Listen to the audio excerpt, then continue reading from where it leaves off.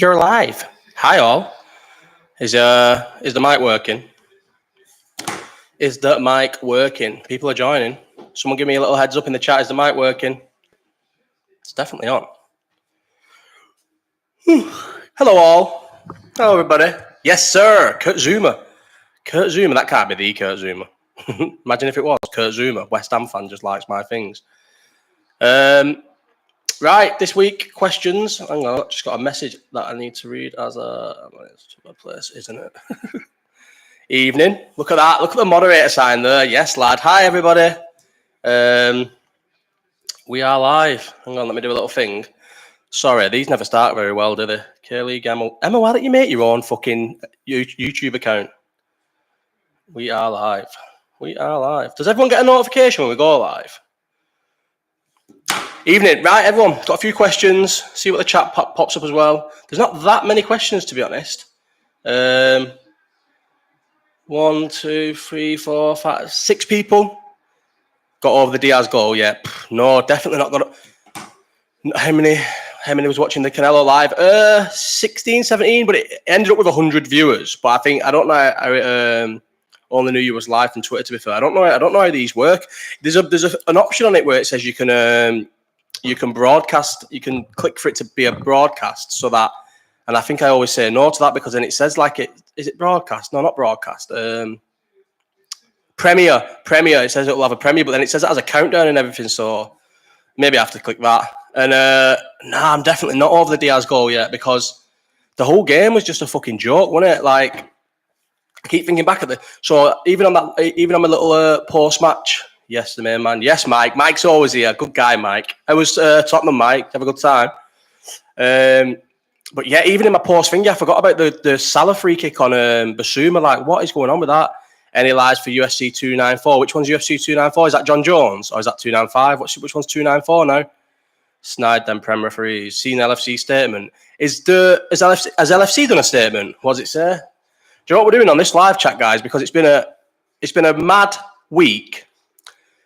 Islam Charles. Yeah, because it's English time, innit? Yeah, I'll do a watch along for that. Yeah, I'll do a watch along for that. Yeah, because it's English time. It's good. It's like not English time, but not late, is it? But evening, kid. Yeah, I'll do one for that. Do you know what we're having during this, guys? I'm having a prosecco because it's been quite a challenging week. But then I've had a fucking very, very good weekend, a chilled weekend with the family. And I think my dad's getting out of hospital tomorrow, so we'll have a little celebratory prosecco. How's the baddie, la? The babby. Unbelievable. Had a sick weekend with him. Went to the yesterday we just all chilled, and then today we took him to see my dad at the hospital, and then we went to the Trafford Centre. What does the statement say? The post-match vid was the best. Got to do them within 5 minutes of the game ended. That was within 5 minutes of the game ended. The game had literally just finished. I was fucking fuming. Mate, I made up for you and the family. Cheers, Mike. Yeah, he's coming home tomorrow. We think he's coming home tomorrow. He has been saying he's coming home since Thursday, but could possibly be coming home tomorrow.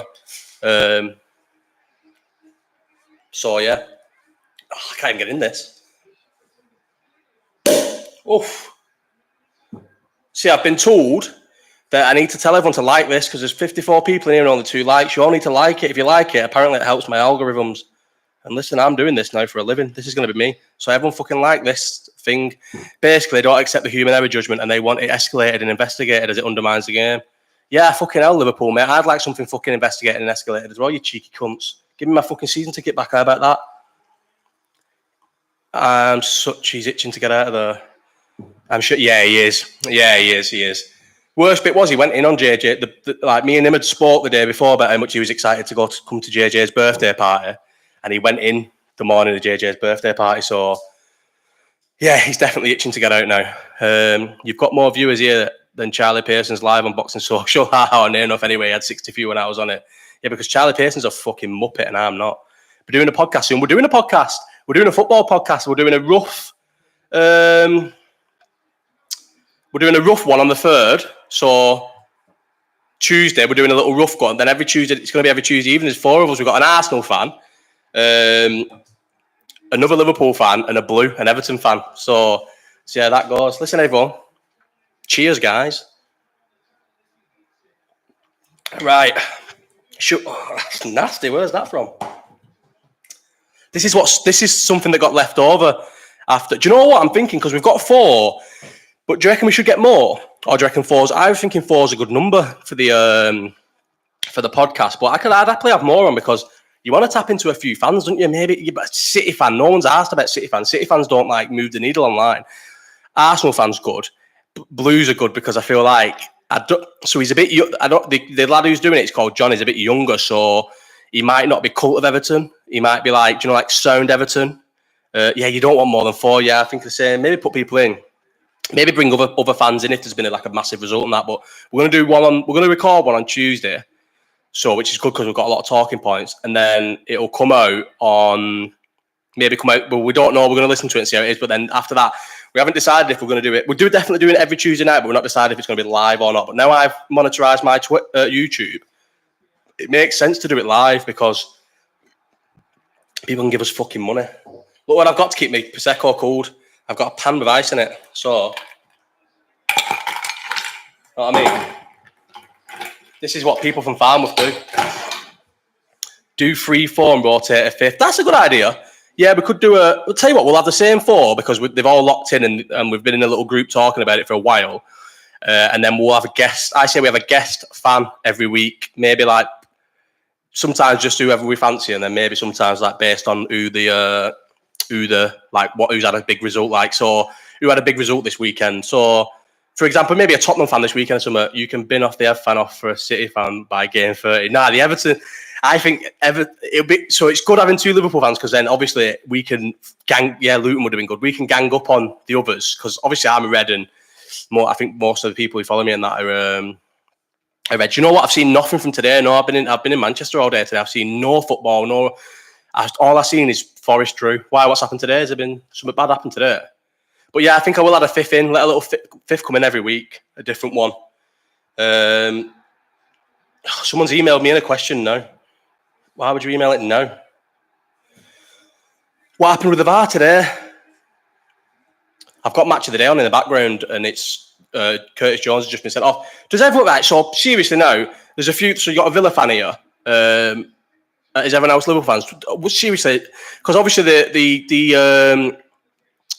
the offside is like sort of taken away from the red card. Does everyone think that's a red card? I feel like the more and more people are arguing, saying that it was a red card, but I just don't think that's a red card. I can't see how that is a red card. I really can't. Like, CGI Patai in the box. Yeah, I did. I watched it, and so I didn't watch it live last night, but I have literally watched all 4 rounds when I got home from the Trafford Centre. When's this Wolfpack Walk and Talk? He's announced his new venture. The Wolfpack Walk and Talk will be filmed on Friday, but I don't know when it will come out, because probably have to be some editing, but I don't really know how to edit things. The way that's the word, Josh. That's my whole thing about it. Right? There's incompetence in there and there's corruption, but the fact that the ref runs over to the screen, and as he gets to the screen, the tackle is at the point of impact still on the screen, so it looks awful. Do you know what I mean? That's where my issue with it all comes. Like, why is he not showing it in the? Because if you remember watching it live, the first 2 angles didn't look bad, and Gary Neville was saying, "No, I don't think it's a red," and then he said the 3rd angle might look bad, and it was the 3rd angle from like around the side that made it look like quite bad, didn't it? But even then, I feel like anyone who's played football, it's not gone to do him there. It's not hurt him.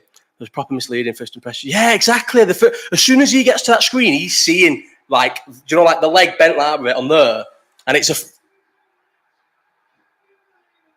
Oh, that's the own goal. How's it gone to? Anyway, I don't know why I'm watching. Sorry, why have I just interrupted that to watch match of the day? So it's a game. I watched this today. Yeah, I don't understand. I understand the studs are high, but the studs weren't high. That's the thing. The studs weren't high at first. The studs only go high because he slips over the ball after winning the ball. I know, right? It's a bit of a medieval way of thinking, and even though, like I said in that video, it sounds a bit weird saying I'm a bit old at 31, but I feel like and obviously there's people older than me who would even think my generation of footballers are like pansies and that, but for me, if it used to be, if you win the ball, if you fucking snap that lad's leg, it's a good tackle. I know it sounds like I'm not an hard man or anything like that, like I promise you. But if you win the ball, that's a good tackle to me. That's always been a good tackle. The picture looks an absolute shocker to be fair. Yeah, the picture does look a shocker, but any tackle can look a shocker. The ref should have seen the whole play. Yeah, and he didn't. That's what I'm saying, Cam. So he never seen it in full speed. He goes over to the screen, and the screen is just a still image of the tackle, which obviously, admittedly, looks bad. And then he's shown the worst angle, because there was 3 angles that we see on Sky, weren't there? The first one, second one. Why have I just said there's 3 angles then gone? First one, second one, third one. There was 3 angles. The one that you see live, and then one from behind, was it Basuma? And there was one from the side angle, which was the worst one. And all the ref seen was that he saw a still image, which was awful. And then all he saw after that was the one from the side. Like, why is he showing a still image and the worst angle? It's like, if it's not corruption, it's misleading. It's edging your bets in it. It's like leading a decision. That shouldn't be able to happen. Jonathan Weaver. They also showed another angle as soon as he finished reviewing it. What? And did he not see that? The Salah yellow is getting forgot about. Oh, that's on Basuma, the yellow card. Woogs, you've seen a 25k fine could be happening for what? 25k fine for who? The exact same challenge. I don't remember the Saka one, to be honest. I saw someone arguing saying the Chelsea one against us, Villa, was the same, but that one was worse. I've not seen that either. I don't want to miss things in the chat because I always do. Frozen image of you'd think VAR would mention it that it's bounced off the ball. Yeah, that's what I don't get it. Like, why? And also, because Gary Neville said that they hear what VAR says. Why don't we hear what VAR said? I snapped my leg 2 times playing footy and both were what I'd class as fair tackles. It was just unfortunate. Yeah, exactly. And that wasn't even that bad a tackle. See Gary Neville's Sunday opinion. Sky Defo said something to him. Why? What? Do you know what made me laugh though about Sky? So they never said nothing, did they? It wasn't mentioned in the first. So the off. This is not the red card. This is the offside. So in the offside, they didn't mention a single thing, and then they've come back and done a little like 30-second segment because they've obviously watched it at half time, realised all the reaction on Twitter and realised we need to be on the right side of the controversy. Do you know what I mean? But before that, nobody said anything. There was nothing on Sky and there was nothing on the other one, the fucking stream thing. Nothing was said. You also had the Gomez pen, which was a stop. Yeah, I know. The second yellow, Mike, was a yellow. And that's why I find it hard to sit here and defend Jota. And this isn't me because I don't think he's a great player, but the first yellow's a disgrace. Should never have been booked for it, ever. But once you're on a yellow card, you cannot do what he did. He lost the ball. I get it, it's frustrating. And we've got 10 men. We're trying to break down playing that. But you can't lunge in like that. The second's a yellow all day. It is. He's lost the ball and he's coming from behind us. It's stupid by him and it's a yellow card. The second yellow card for Jota is a yellow card all day. But the first one's ridiculous. And there has to be... You can't go back and start looking at yellows. But if a yellow is that egregious and the second yellow turns into a red, like, surely, I don't know. I don't really know what to say with the Jota one because my overriding emotion on the Jota thing is that it was fucking stupid by Jota, not a bad decision, but the first one was bad. Do you know what I mean? Klopp will have been fuming. Klopp didn't even look at him, did he? Klopp didn't even, when he walked off, Klopp didn't even shake his hand, didn't give him a hug, didn't speak to him, just sat down, didn't even look at him. I think you say Jota will learn from that, but I think it's just something you do out of frustration. He could do it again because it's not something you really learn. Shouldn't let the referees make the decision. Jota second one. No, you shouldn't. Exactly. No, you're right. It's hard to. There was enough that went on yesterday. Obviously, the first one's really bad. The lad literally tripped himself up, so he should never have been booked. But there's enough bad for the Salah free kick, the Gomez penalty, the offside, which obviously we've ended up getting an apology for, the red card. There's enough things there to mourn about, not to mourn about Jota diving in 1 minute after being given a yellow card from behind after losing possession of the ball. There's enough things. Right, should we go to our first question? Liverpool have just put out a statement. Yeah, I've seen. So let me just have a look at the statement because people are mentioning it and I've probably come live at the same time. Let's have a look. Liverpool Football Club acknowledges PGML's admission of their failures last night. It is clear that the correct application of the law of the game did not occur, resulting in sporting integrity being undermined. There we go. Let's have a look at Liverpool's statement. Surely I don't need to read the whole thing. Oh, it's not even that long. Liverpool Football Club acknowledges PGMO's admission of their failures last night. It is clear that the correct application of the laws of the game did not occur, resulting in sporting integrity being undermined. We fully accept the pressures that match officials work under, but these pressures are supposed to be alleviated, not exacerbated by the existence and implementation of VAR. It is therefore unsatisfactory, that sufficient time was not afforded to allow the correct decision to be made and there was no subsequent intervention. that such failings have already been categorised as significant human error is also unacceptable. To be fair, we've come out fighting, haven't we? Any and all outcomes should be established only by the review and with full transparency. Listen, the club have got a fucking cheek saying transparency. Let me tell you though, this is vital for the rehabilitation, the future decisions making, or reliability. Why have I just read that as rehabilitation, reliability of future decision making? It applies to all clubs. In the meantime, we will explore the range of options available. There is no options available, is there really? There's no options available. There's nothing you can do. It's a good statement. I'm glad they've not just like ignored it or come out. Klopp should have come out and said so much serious, but then you just get fined. What I don't get and what I don't like, why is there no? Even I know that the FA or whatever don't want to basically give the refs up to the firing squad, but there should be every week there should be an allocated journalist, like a reputable journalist, who gets to ask 5 questions to the referees at the end of the game. That's it. There's absolutely zero accountability for refs. There's nothing. That's the thing. It's like a closed system. They can do whatever they want, and they just all say, "Oh, they get enough shit off the fans and that." But that's not right. So the reason why players is the TV coming through the mic. By the way, sorry to just interrupt this, but is the TV coming through the mic because the TV's loud? And if I should go and turn it down, or is it not? Does it not matter? But fight sound. Players and managers have to go and do interviews. Yeah, they have to go and give interviews, don't they, to the media, because they want them to say the wrong thing. It's a extension of the product, and it's an extent after the football's finished. They still want people to view, and they still want people to stay engaged. So that's why they have to go to the media, and they're hoping that something gets said in the heat of the moment, or even if it's positive, negative, anything, but that's what they want. Yeah, they're hoping that something gets said in the heat of the moment, because people say if there's no plan, if you don't know the questions that are being asked and you've not given time to prepare, which they're not for these, you can say anything. That's a fact. It's the same with anyone. Yeah. So why don't referees have to go in front of the media? Because FIFA and FIFA or the FA or whatever, and all of them, because they don't for anyone. I know I said FIFA, but all of them, because they're worried that the referees, without time to prepare or anything, would say the wrong thing, and they'd trip themselves up and they'd end up in trouble. It's not because the journalists, right? So a journalist or someone from the media or whoever the guy is from Sky now, Jeff Shreves has left. He's not going to get to interview the referee and just attack him, because he'd lose his job. Or Sky would say, right, listen, he can't, as proven by that. Yeah, exactly. With Mike Dean, with Simon Jordan, exactly that. So they're saying it's to protect the refs. Whoever's asking the questions are not just going to attack them and just start like calling them corrupt and stuff, because they'd lose the job. If the Sky interviewer started, taking liberties and taking the piss with the interview, with the line of questioning, they would never be allowed to question the referees again. There should be at least someone who's allowed to ask 5 questions to the fingers. If that ref had to talk Sky to the game and went, you know what, I had an absolute shocker there, badly miscommunicated. So, yeah, you would. That's the thing, yeah. Yeah, but there's no communication. There's no transparency. It's like they're allowed to... They say, they get enough stick, but they don't get enough stick. You look at other leagues and how they handle VAR, hardly any controversial incidents. Really, UEFA, FA, FIFA, and whoever need to work together in the off-season and work together. That's the only way. Yeah, you're right. Footy needs to take a look at the standard of refereeing in rugby. Full transparency. Fans. Yeah, they're mic'd up, aren't they? Yeah, exactly, yeah. No, that is... I'm not into rugby at all. Emma will love that you're talking about rugby, but it's not... Me as a football fan, and I'm guessing other people as a football fan, we don't expect perfection. In fact, you don't want perfection. You want talking points. You want the drama and stuff, but you need transparency. It needs to be. We need to know how that offside, right? I can't have to sit through that second half, yeah. And Klopp shouldn't have to sit through that second half. The refs are a bag of shit. Klopp shouldn't have to sit through that second half, not knowing why that goal was given offside.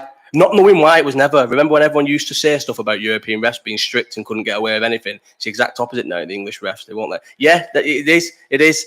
We used to have so I remember what the times of the back end of the Wenger versus United beef and stuff like that. And when Mourinho first came on the scene, that's when I felt like our refs were still the players. You'd see the players arguing with the refs and stuff, and it was good. Do you know what I mean? You see, right, Sam? They need to find some result. But didn't the Premier League get offered? Or fully auto or semi-auto offsides and that, and they said no. Which, come on, surely that's like, what is that? If you've got a system which automatically tells you if something's on or offside with a machine, with a fucking robot, and Howard Webb said no, yeah, that's like, come on, that's Yeah, and spewed it after it worked to treat at the World Cup. Like, do you feel like you feel like a little like I've got some tinfoil hat on, don't you, saying that it's corruption? And I almost feel embarrassed saying it's corruption. But to be fair, if you think there's a game that generates billions and billions of pounds a year is not corrupt, then you're very naive. I don't know if it's corrupt to the level of let's Tottenham win this game, but obviously football is definitely corrupt. It's either corruption or complete incompetence. But no, definitely corruption is worse than incompetence. But it can't be so incompetent, because if something's so incompetent, there'd be a complete revamp, and there's no revamp. So they don't seem to see a problem with it that much. My missus loves Dixon cider. Who's Dixon cider? Is that a drink? I like just breaking up the chat. Yeah, let's stop talking about football. It's Dixon cider. Do you know, we're 20 minutes in, we haven't got to one question, but to be fair, I've only got 5 questions. Oh shit, Prosecco's going down a treat. Classic. Dixon cider, is that a purse? Oh, have I said so much Dixon cider? Oh, Dixon cider. I've been fucking stitched up, you little bastards. At least it's not saying something racist. Then again, I can't say racist stuff. Fuck you all. Hang on. Where's Emma in this? Where's my chat moderators? SJ Macker, you're getting a timeout for that. Put user in timeout. You in a timeout, mate. Oh no, I didn't want them deleted. I didn't want the messages deleted. Oh, sorry, SJ Macker. I didn't want them deleted. I just wanted you in a timeout. Sorry about that. Nah, it was funny, sorry. Fuck you. Doesn't help that they were in Saudi Thursday night either. Yeah, that doesn't look good either, does it? Seen that. Done a Bisbing there. Yeah, I felt that. Do you know what? I probably shouldn't say this, but I am very naive. I'm not going to read that either, Heineken guy. I'm very naive with things like that, and I'm not as takes me a finger. Has the Wolfpack asked some questions this week? Has it? Has El Hamlet fucked me off? Maybe I'm not going to get the views without El Hamlet's questions. I don't think he has, you know. Let's have a look. No, he hasn't. El Hamlet has fucked me off. His tips are that successful that he's got rid of me. Hamzat or Costa? So, I want to say Hamzat. Yeah, honestly, Kurt, I said that. I said one of these two is going to pull out. I think Costa pulls out of that fight. Nah, I think you're right, though. I think Costa pulls out of that. Imagine if Costa pulls out of that and Chimaev hasn't fought since November last year? November last year, yeah? Or was it October last year? Or September last year? When was the Kevin Holland fight?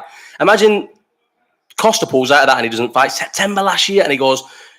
I suppose he would probably draft someone in. Who's on the card who we could fight? Is there any sort of replacement on the card lower down who could step up if one of them fell out? I think Costa pulls out of that.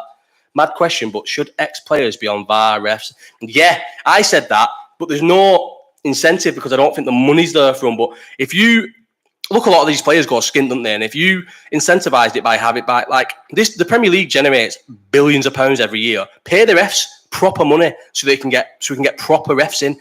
But then again, yeah, that's the thing. That is the thing. I was literally just going to say then again. And then you said, sure, the biases. Yeah, that's the problem, innit? How do you find an ex-player who's played at any sort of level who hasn't got a bias towards someone?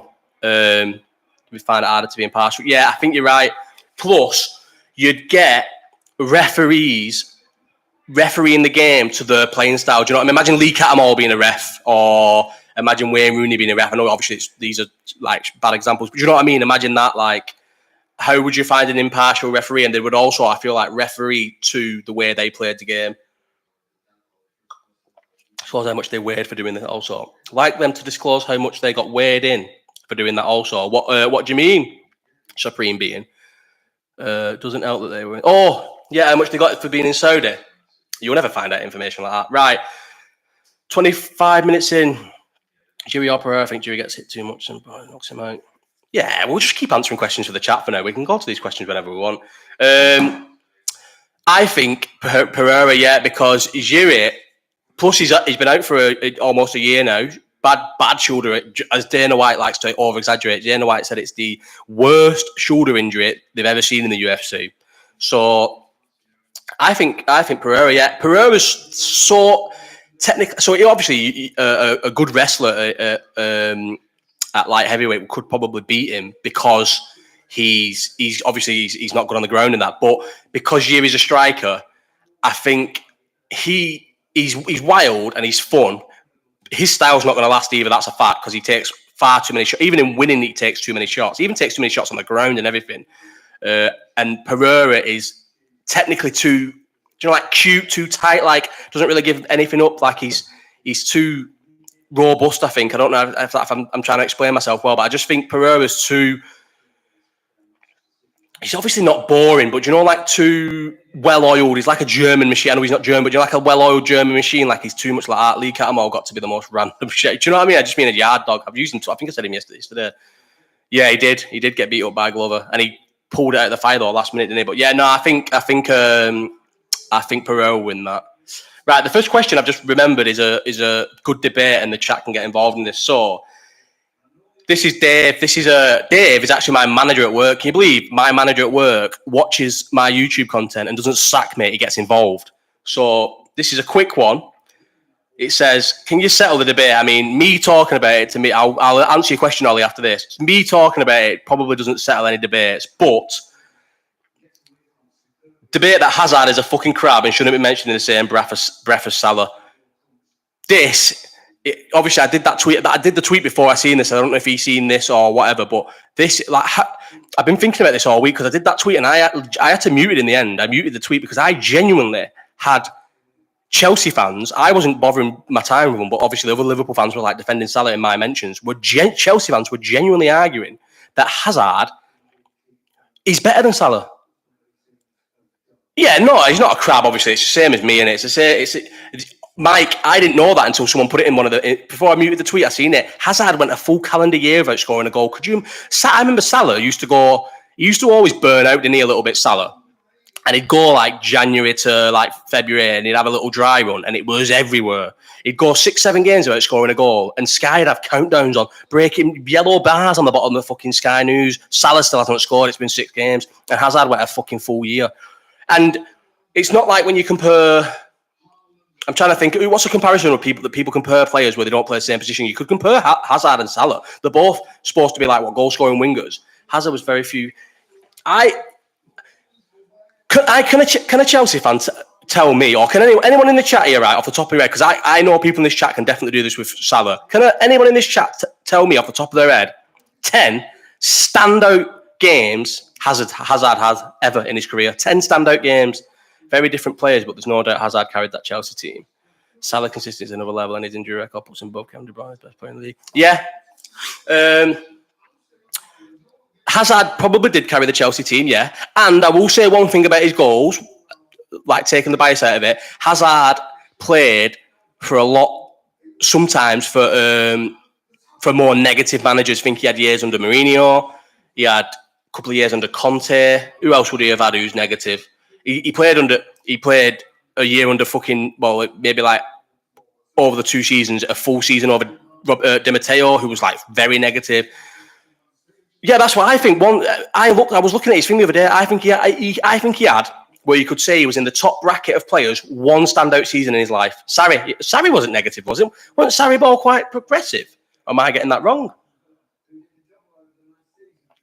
Wasn't Sarri ball quite progressive? Oh, that was horrendous. This is Prosecco that was left from JJ's party, and it's quite snide. I thought Sarri ball was quite progressive. Was he? He wasn't negative, was he? Progressive Prosecco. Everton. There's an Everton fan in here.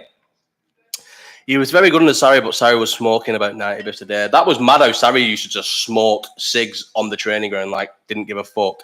Can't even remember tearing him off the Italian brush. Hazard's ability to get people off their seats was unreal. You see, yeah. Spent too much money. Was Hazard's ability to get people off the seats unreal? Like, he was obviously a good player. Like, to me, I say world class, great, good, average, shit.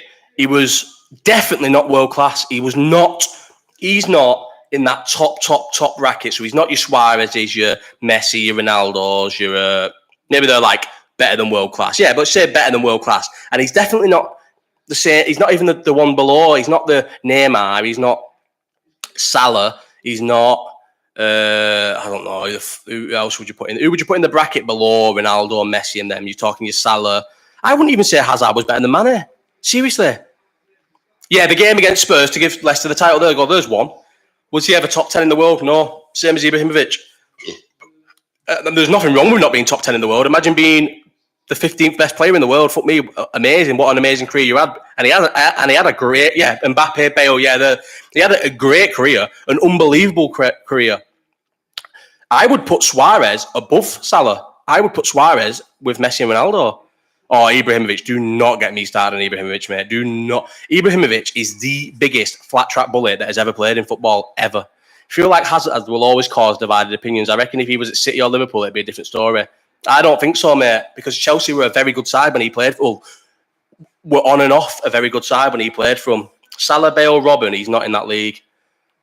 I'd say Hazard's probably up there with Robin. I'm going to have to say that, but he wasn't as good as Salah or Bale. Definitely not. Suarez was an animal. Cop that! Yes, cop that. Everyone stream Cop Dat's music, even if you don't like rap. Listen to it just because he's a good guy. Bale's definitely better than Hazard. Not even in question. Of course, Bale's better than Hazard. Again, has Hazard ever done anything international level? I know that's not the be-all and end-all, but has Hazard ever done anything at international level? No, never. And I am not a stat merchant, because if you go and look at the stats of like Ronaldinho, for example, I know he had a few good standout seasons where he scored a few goals. Not for me. Robin won Bayern a European Cup. No, he did. Yeah, but didn't Hazard win a European Cup at Chelsea? Not like won it for them, but he did win one, though, didn't he? Exactly in the Belgian side that massively underachieved. Yeah, Suarez was the closest to Ronaldo and Messi. Yeah, 100% DJ. Yeah, Suarez. To me, you had Messi, Ronaldo, and then on the coattails, Suarez, and then everyone else below Suarez. Suarez, mate. Can you believe he wasted however many years with us and won a fucking League Cup? Can't get it. He nearly dragged that Liverpool team, bar obviously Leicester, which was random. That Liverpool team, if we'd have won the league, would have been the worst ever Premier League team to win a league ever. Fucking Ali Sissoko played a lot of games at left back. Then we had Glenn Johnson at left back with Flanagan at right back. Skirtle, Carragher, and no, not Carragher. Skirtle, was it Skirtle? Who was the centre half? Skirtle, Agger. Agger went, didn't he? Who was the centre half that year? Sakho. Skirtle, Sakho. Yeah, Sakho. And then you had, who was in the midfield? So he used to always swap, didn't it? It was Joe Allen, Henderson, Gerrard, and Coutinho would play there. Colo Torre, mate. Colo fucking Torre against West Brom. Jesus Christ. The worst thing about that is we blew that league. Lucas Leiva as well. We blew the league. We literally blew the league, and we would have been one of the worst teams to ever win the league. What a year that was. Do you know what, though? That season, we only played well 13 games, didn't we? That 13-game run, because if you remember, we were top of the league at Christmas and fourth on the day after New Year's Day. Nightmares over that free. The draw at Palace meant nothing, though, after we lost to Chelsea. Like, everyone says the 3-3, but we could have beat Palace 4-0 that day, but it still come second. Colo Torre were an absolute baller at Arsenal. He was an absolute baller. Colo Torre can look back in his career fondly. What did he win? Premier Leagues. Never won a European Cup, but he won Premier Leagues. He won trophies everywhere. Coutinho, mate. And Sterling as well. 50 grand or what a fee, skipping around Vincent Kompany. What a year Sterling had that year. That Christmas was a nightmare. Chelsea and City away both bottled it. That was the time when I thought Mignolet needs to go, mate. Mignolet was he was always bad. I never thought he was a good keeper. And that used to piss me off. He's a good shot stopper. I should fucking think he was a good shot stopper, considering he's a fucking goalkeeper, mate. He was one of the worst. I think he was one of the worst number one keepers ever in Premier League history. He was the least commanding goalkeeper of all time. He looked like he had anxiety, mate. He couldn't command his box at all. Didn't Hazard score the winner in that game? What game? What game are we talking about here? The Negredo goal. Oh, don't. The Negredo goal, mate. Negredo misplaced it and turned away. And Mignolet threw it into his own goal. No, I think it was Eto'o when it was not Eto'o, the Chelsea winner. Or was that just a really bad mistake? Listen, Hazard scored some good goals. Hazard had some good games. And Hazard played well against Liverpool a lot of the time because do you remember the League Cup game as well, by the way? He was playing against Klein and was doing nothing. And then swapped himself over to Moreno and bullied Moreno. Yeah, Eto'o. It was the Eto'o winner and it was a fucking bad mistake by Mignolet. I was fucking there. And it was a fucking disgrace. Hazard equalised, yeah. Right, should we do another... It's a bad drink, that, you know. Should we do another question from this? So Carl Rigby, he's a regular. So this is the last time I'm going to do email questions. After this, it's going to be the community thread on YouTube. So you have to ask questions through the community thread, and then people like the questions, and the question that gets them up, as the questions get more likes, they go up to the top. I'm not a shoot that Luke Thomas does it, and obviously he gets like 1,000 viewers live and 50,000 viewers of his live chats overall. So he obviously gets a lot of things. So I'm not assuming that people are going to go on my community thread and like the questions, but at least I'll be able to see the questions.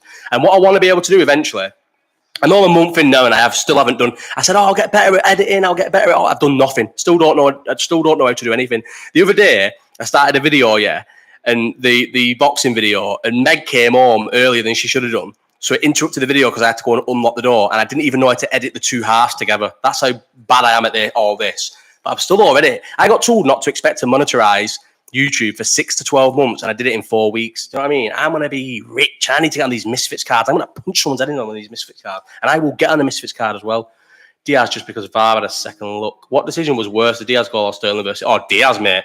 The Sterling goal was obviously a terrible decision, but the Diaz goal... There's just now a new system in play that means the Diaz goal should never happen. There's literally instant replay, and the Diaz goal got disallowed. Of course. How long till a Raid Shadow Legends ad? What's that? Oh, is that where you're shooting the balls or deleting that? Woogs versus Deji. I would punch Deji's head in. He's a fucking nerd, and I'd batter him, but he's not going to fight me. I need to fight someone who's also making the debut, because someone said that Ben Davis guy, but I know he got sparked by Anderson Silva's son, but Anderson Silva's son can fight me. That Ben Davis guy trains. He does jiu-jitsu, he wrestles, he boxes. He's been boxing for a couple of years. He'd fucking punch my head in. So I need Sam Sadler. Who's Sam Sadler? Lad, I'm an Arsenal fan, and even I rub my eyes in the pub thinking, surely he's on. Mate, he was on. Fogden. Oh, Fogden. I'll strangle Fogden for nothing. Woogs versus True Geordie. Listen, tell you what, I've not fasted since August 23rd. So when I came back from Lost Village, I was 4 pounds down, somewhat down, 3 pounds down. And then for some reason, for the first 2 weeks, I wasn't fasting and I wasn't eating. I was eating whatever I wanted, and I wasn't putting weight on.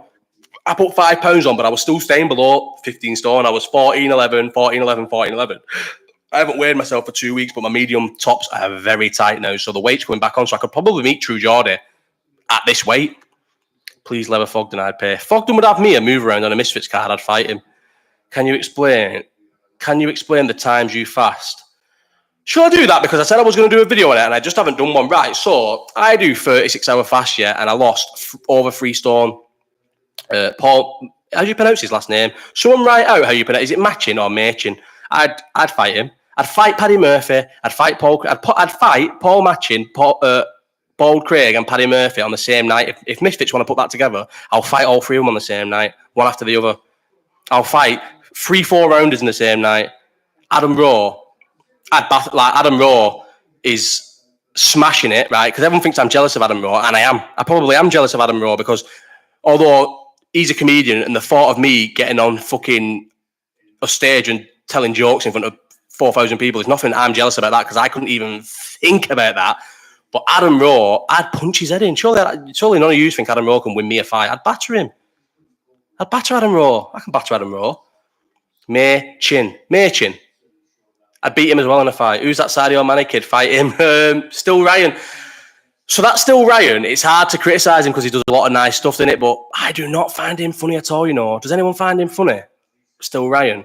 I like his message and I'm happy that he's smashing it and he's doing a really good thing, but I seen a video where he was in his car in traffic and he jumped out of the car and danced and the people videoing going, ha, and I think, when do I laugh? There you go, Josh. Yeah, the car video, mate. Fucking hell, yeah. I can't watch anything he does either. But I feel like I'm a fat, angry 31-year-old man. So I don't think stuff Still Ryan is for me. I don't think the stuff he does is for me. I don't think it's supposed to be for me. I don't think I'm supposed to enjoy it. I'm not his target audience. So do you know what I mean? So fair play to him, he's smashing it, and I hope he does smash it because he seems like a good kid in that. He's a blue though, isn't he? So probably racist on the sly because most blues are. But I don't find him funny. at all. And that's the only thing I said about Adam. Do you remember how in on me Adam Rowe went? All I ever said was Adam Rowe was not funny. And I said him taking that picture where he was stood there like this in Rome or wherever he was cringy. And he went in calling me a loser, jealous and all this. I can say someone's not funny. He probably doesn't think I'm funny. He used to sit on TikTok live terroring people, but he just spaffs over. Yeah, he did. I remember this because he used to terrorize his Toki. When you was his age, did you find his shit funny? No, I didn't know. But I've always liked more to the bone stuff, not like jumping at your car and dancing in the video. That Adam Rowe's a beaut as well. He does made in. I didn't say that, by the way. I'm reading it from the chat. I don't know. It's weird with Adam Rowe because he used to be on Twitter before he like kind of blew up, and he was a bit of a tryhard. People say I'm a tryhard trying to be Scouse. Obviously, I'm from Bolton. Like, couldn't be more from Bolton. He was a tryhard Scouser, and he was Scouse. Like, but he was okay. He was all right on Twitter, but he was like a bit tryhard and wanted to fit in with Scouse Twitter weirdly. And now he smashed it. Listen, he smashed it, man. I say it all the time. He's smashing life. He's got something like, is it like 5,000 or maybe even 10,000 Patreons? He's fucking killing the game, mate. He sells out the Echo for his podcast. He does sold out tours. He's smashing life. He's killing the game, killing it all. But I just don't find him funny. I'm allowed to not find him funny. He probably doesn't find me funny. He definitely doesn't find me funny. Yeah, the Mackey's incident, you know what I mean? It doesn't get brought up enough, that Mackey's incident. Like, what the fuck? I'd batter bank. No, I wouldn't batter bank to Queen. She's a girl. Right, anyway. Carl Rigby, because we've done one question in 41 minutes. I know most people do come for the chat, but these people have bothered to waste their time emailing questions. They have to be answered. Carl Rigby, all right, mate, my question this week is, what is Craig David's best song and why is it Fill Me In? So I'll start by saying, Carl Rigby, you're a good guy, but you're out your fucking mind. Fill Me In is not Craig David's best song, possibly not top 3. What's Craig David's best song? Rendezvous is Craig David's best song of all time. Not up for debate, not up for question. Rendezvous is his best song. Second best song would be... Nah, it's Fill Me In. Fill Me In could be top 3. You're sleeping round late. Nah, I'd say 7 Days second and Scouse Thing do the thing, mate. It's Mackey's closed. Yeah, Mackey's closed. Like, mate, they don't open till 6. Like, some woman's not going to open Mackey's because you've crashed your car. Just stand under the shelter and wait 5 minutes till it opens. You know what I mean? Like, some of these people, I just think, how do they fucking put the pants on like the right way in the morning? Back to Craig David. Number 1, Rendezvous. We'll always stand by that, even though it's not like his most commercial. Really Love is his best one. Is that one of his new shithead club ones? I don't even know what Really Love is. 7 Days, number 2. Rendezvous, what a song. Oh, mate, Rendezvous, what a song, mate. When it comes on, I don't think I've ever skipped it, ever. I don't think I've ever skipped Rendezvous. It's just an unbelievable song. Born to Do It, how good an album. I know I did that whole Craig David thing, but how good. Oh, fuck off, Josh, mate. I've definitely not heard that song. How good is Born to Do It? Like, I feel like I can't talk, like, stress how much I love Born to Do It. Like, how good an album that is. How one of the best UK albums of all time. Dave, but I don't think it did. Dave, you've listen. Should we fucking give Dave a time out? Because if you're in here asking questions like that, that means you've not watched my Craig David video, which to me means you're not a loyal friend, mate. You're not a loyal friend because that Craig David video was a passion project for me. I don't think he's deleted. Emma's put him on a timeout. I was only joking, but he deserves it. He fucking deserves it. So, Ball Selector definitely didn't help, and people definitely didn't take him serious after Ball Selector, which is why he moved to Miami, and which is why he probably didn't. It's hard to know because the music after Ball Selector. So if he was still making good music and Ball Selector came out, you could almost par the two off against each other. Massive hype from Ball Selector, good music, put them together, makes him even bigger. But he didn't release any good songs. After that Born to Do It album, he released Rise and Fall, and that is it. And then Insomnia is like a song that I wouldn't, if any Craig David fan told me that Insomnia is a shit song, I wouldn't argue. I think I just like it. It's like Kano's song, like Rock and Roller. He's disowned that song, but I still think it's a tune. I know he sold out and it was a club song. He tried to get it in the thingy. It was when Rio Ferdinand, the little fucking mank hand butty lip cunt, when he first did that 5 magazine, he did it for him to try and, like, blow it up. Tinchy Banger don't at me. Where's your love with Tinchy Banger? I like Tinchy Strider. I went through the whole Tinchy Strider, N-Dubs, fucking all that era. I went through all that. I that was me. I grew up. I was in my early 20s or like late teens when they were all blowing up. I liked Tinchy Strider. He was another one. He was good, and then he did that In My System, and it fell off. But Craig David, the ball selector thing didn't help. And it obviously embarrassed him, and people stopped taking him seriously. But his music he released was shit. So unless he comes out and says, well, I couldn't release good music because my head was that chocker because of ball selector, then, like, yeah, maybe. But if he's just saying, nobody took me seriously after ball selectors and stopped listening to my music, they stopped listening to the music because the music release was fucking dog shit. That's why. It's nothing to do with ball selector. You started releasing shit music. Tell me one good song he released after Slicker Than Your Average, after Rise and Fall and Slicker Than Your Average. Tell me one good song he ever released. He didn't release any, did he? He didn't. There's not one good song on any of them albums. And then, bear in mind, he only did 2. They were both shit. And then I watched his TS5 set at a day fest was decent. Yeah, so I went watching him live. I said this on the Craig David, but for anyone who's not watched it, I went watching him live at the Ritz in Manchester, me and my mate Christian, and there was maybe 600-700 people there. Let me have a look. What's the Ritz capacity? Manchester, because it wasn't sold out. Manchester Ritz capacity. Here we go. So the Ritz is 1,500 people, and that's with the top bit open, and the top bit definitely wasn't. Oh no, because that was VIP. So there was maybe 700 people at this Craig David Greatest Hits gig, and it was good, right? So we did like do you know who's on the? Is she called Banks? The singer Banks. She was at the support, and she was really good, and that's how I got into her. And I actually liked her for ages after that. But yeah, there was maybe 700 people, at this. It was in 2014, and there was maybe 700 people. Let me just get my dates right. Craig David, Greatest Hits Tour. Greatest Hits Tour. The Ritz, Manchester Ritz.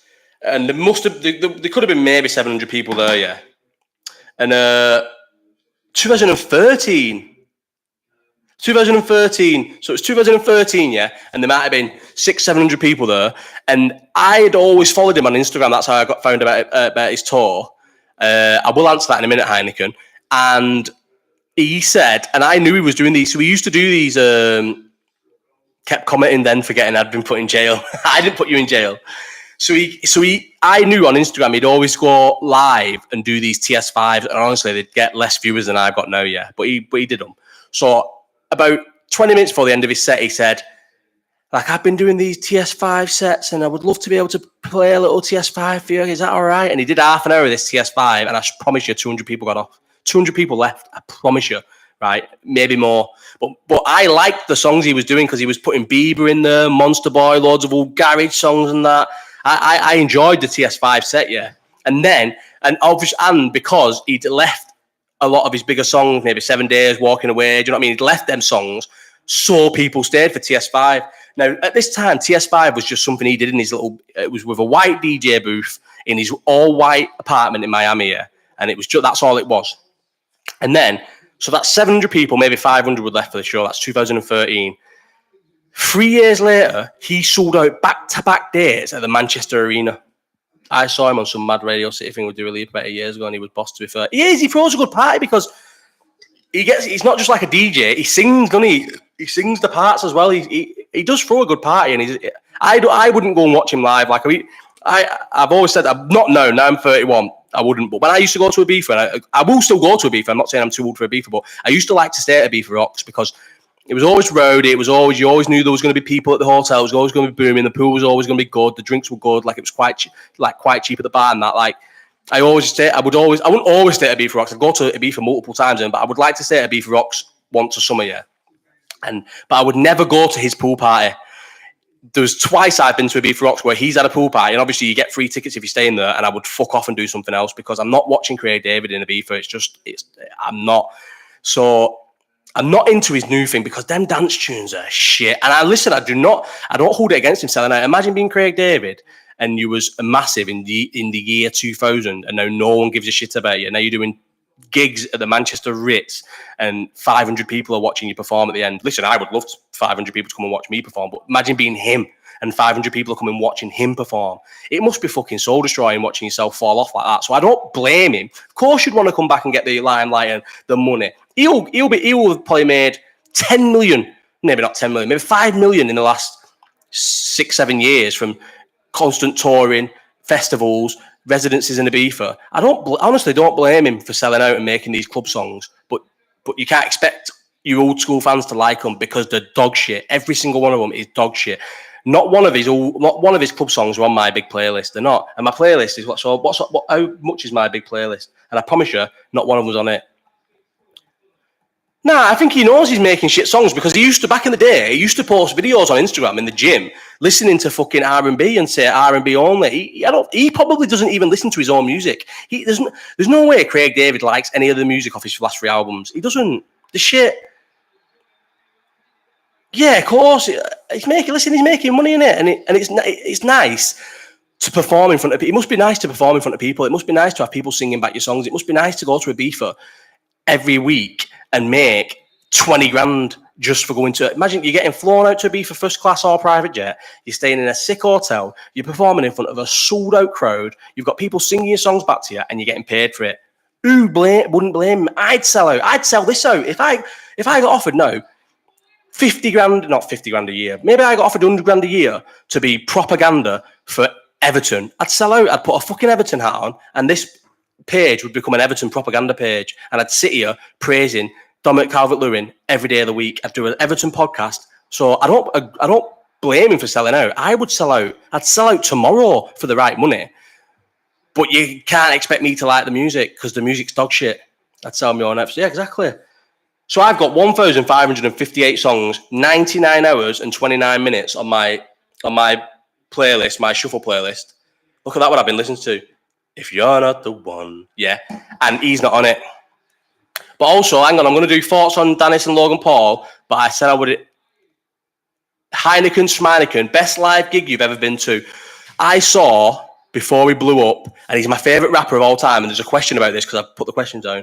I saw Childish Gambino, yeah, I don't know if anyone's into Childish Gambino, but think how big he is now, how massive he is all around the world. I saw him at Gorilla in Manchester.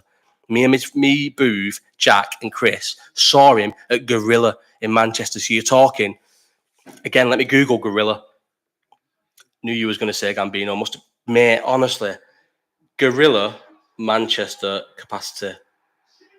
The capacity is 520 people. It was sold out because tickets were 10 quid. And it's bad this, innit? So I got 6 tickets at 10 quid each. This is my first days of touting. And me, Jack... Hang on. Am I grassing myself up to Chris? Yeah, I am. Listen, Chris, I love you to bits. Yeah, I am. I'm gonna grass myself up to Chris, one of my very close friends, Chris. I told him I never got tickets because I got offered 50 quid each for 2 tickets, 100 quid. Bear in mind, back then, whenever this was, when was Childish Gambino at Gorilla? Let me find out. Childish Gambino, Gorilla. 2013 again. So in 2013, I was skint and I got 5 tickets, because it was me, Jack and Boov who went, and I had 5 tickets and it was supposed to be me, Jack, Boov and Chris going, but I got offered to sell 2 of these tickets for 100 quid and they were a tenner each, and I told Chris I never got the tickets but in my defence, Chris was always known as being one of the worst payers ever. So everyone would pay as soon as you bought the tickets and Chris would never pay and he'd give you the cash on the day. So if you don't want to pay me, the tickets got sold for 100 quid. And it was the best gig ever. Chris missed out on the best gig ever for being a tight bastard. But yeah, Gambino at Gorilla, best gig ever. Imagine 500 people watching your face. He's my favourite rapper of all time. He is a nerdy black lad, who moved to a new area because his dad got a new job. I was born in London, and we moved to Bolton because the British Council did an incentive to get people to move from London to Manchester because it was cheaper. I feel Childish Gambino in my soul. The stuff he talks about is what I lived. Not obviously the exact same stuff because he lived in Atlanta, I was Bolton, but like being the odd one out at a white, predominantly white school, and do you know what I mean? Like that's why I feel like I love him, because I feel like his life's my life. But we moved to Bolton There weren't a fucking black. I honestly didn't know other black people existed. I've said this before, but I didn't know other black people existed till I was about 13. I thought I was the only black person. Me, my dad, and Becky were the only fucking 3 black people in existence in Bolton till I was about 13. Yeah, Dave, I'm not into his stand-up that much, I'll be honest. I'm not massively into his stand-up. I mean, it's all right. I love him in films. I love Atlanta, the TV show. I love everything he produced. I know he wrote a lot of 30 Rock. I kind of can get into 30 Rock. I'm more just into his music. But yeah, I seen Childish Gambino at a 500 capacity venue, and it will forever be the best gig ever. Because then I went and watched his last ever gig at the Manchester O2, at the London O2, when it's like, 20-odd thousand. He did back-to-back shows, and I watched his last ever one. And so you go from that to that, and it's just, and I watched and everything in between. I saw everything in between. I saw him multiple times in between. I saw him at the Brixton Academy. So what's that, 3,000 people maybe? Do you know what I mean? I've seen everything. I don't know, maybe he blew up before 2013, but that's when he played Gorilla in 2013, and it was 10 quid a ticket, and there was 500 of us there, so he mustn't have blew up that much, or he wouldn't have done Gorilla, would he? He was unreal in Solo. That Lando character was perfect. Yeah, perfect. When he landed the old Lando, that's mad, Mike. Yeah, maybe he did blow up before that, Mike, but that's where I seen him, and maybe because I liked him so much, I didn't understand if he was bigger out of a bubble. But yeah, maybe he did blow up before that. But that's when it was. And go on my Instagram, the video of me stood this much away from him, because I promise you, back then I never let anyone. I pushed my way to. Everyone used to turn up at like 6 hours early, queue to get to the front, and I used to push my way to the front every single time. And I was stood here. Childish Gambino was there, and I was here, and I watched the whole set from 2 yards away from him. If you go down, you can be scrolling down all the way down my Instagram. The video's there of him doing it. I reckon he blew up around then. Yeah, mainstream wise, yeah. I think, Mike, you're probably thinking of when we knew him. This is supposed to be an hour long. It's been 56 minutes, and I've still got 2 questions, and the last 2 questions are quite long, so I'm going to go to them now. Oh no, someone I said I would have thoughts on Danis, Logan Paul. I'm just going to do this quick. Not asked about the fight because doesn't that influence the boxing? I do find myself kind of getting into it. Like I sort of got into Jake Paul Diaz, but I'm not that into it. And I don't like Logan Paul. I don't like Dylan Danis. The Dylan Danis stuff to me is not funny. Like I get that. Oh my god! Oh, look, Logan Paul's birds are slag. But I'm not. And I'm not like taking them all the high ground. I find well touchier things funnier than that. But I just don't. I'm bored of it. I don't know. I don't find someone terrorizing someone's bird that funny. Maybe I did it. Maybe I thought it was like, haha, look at first, and I thought, whoa, but now I just think I'm a bit bored of it now. So I'm not asked. I probably will watch the card because it'll be on, and I want to see who wins. And if I'm doing nothing, I'll watch it. But I'm not that generous for a few days. But now I couldn't care less. Like I don't care. I'm not asked about it, and I've never really liked Dylan Danis. I definitely don't like Logan Paul. The fight's going to be shocking. Tommy, not going to hurt. Tommy's obviously going to beat KSI unless he's been paid to take a dive, which you can't imagine he can because John Fury wouldn't let him. He's going to smoke him. Right, next question. Smidge82. This was sent in on episode 3. Was I stoned at episode 3? Yeah, and it was one where I was really rough and didn't get to it. So I said I'd do it on the bonus live chat one in the airport. Was far too pissed to answer all the questions, so I didn't. So this has been Smidge82 always asks questions, and he hasn't asked a question this week. The first time he hasn't asked a question, so he probably thinks, fuck you, I asked a question, and he answered it twice. So Smidge82 said, did you have a good childhood? And I was thinking, I want to answer this question. We'll answer this question. Yeah, I had a great childhood, you know. Like, I always think about my childhood. Yeah, I had a great childhood. Unreal, was never bullied, was always, one of the boys. Like, I always think so I lived in Bolton. I know I've just said this before, but I lived in Bolton, there was no black people. A lot of black people live in Bolton now, but I genuinely must have been one of 5 black people, maybe, that I didn't know about, but there was no black people in Bolton most of my childhood, So I was the only black person in Bolton. I've had glasses since I was in year 2. I'm allergic to everything. I have random flare-ups of my allergies. I have inhalers all the time. I've had them in school. I have to carry them in my pocket all the time.